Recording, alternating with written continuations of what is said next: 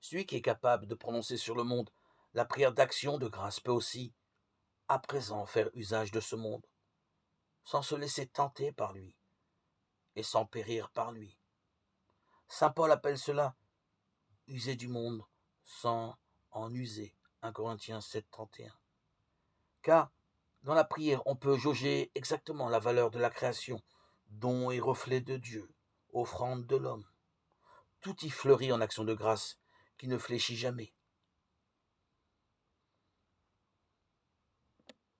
On raconte d'un ancien, Arsène, que chaque année à l'époque de la moisson, il se faisait apporter par ses disciples les prémices de tous les fruits. Il en prenait et les mangeait avec action de grâce. Ainsi la prière du chrétien devient ici une célébration à laquelle la création entière prend part. Elle s'épanouit en fête de tout ce qui peut être approché ou vécu.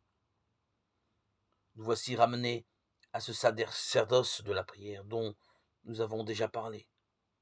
Si la prière est un culte intérieur et une liturgie du cœur, avec un autel invisible et un sacrifice secret, alors tout homme qui prie est le liturge de sa propre prière, le prêtre de son holocauste intérieur, comme Jésus devant la face de son Père et pour toujours vivant, afin d'intercéder pour nous. Hébreux 7, 25. Il célèbre un sacrifice devenu prêtre pour l'éternité. Ainsi, tout chrétien doit célébrer un même sacrifice de prière.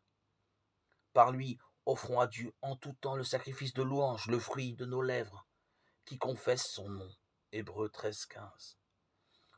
Ce sacerdoce et ce sacrifice sont là pour le monde entier. Nous ne pouvons mieux conclure qu'en donnant une fois encore la parole à saint Éphrem, dont nous connaissons déjà l'hymne. Il parle encore de la prière des solitaires. Ils ont été ordonnés prêtres des mystères cachés, ils effacent nos faiblesses. Dans l'invisible, ils prient pour notre péché et se tiennent debout implorant pour nos folies. Les montagnes sont devenues des torches, la foule marche vers elles. Là où l'un d'eux se trouve, ceux qui l'entourent sont réconciliés. Ils sont des forteresses dans le désert. Grâce à eux, nous sommes en paix.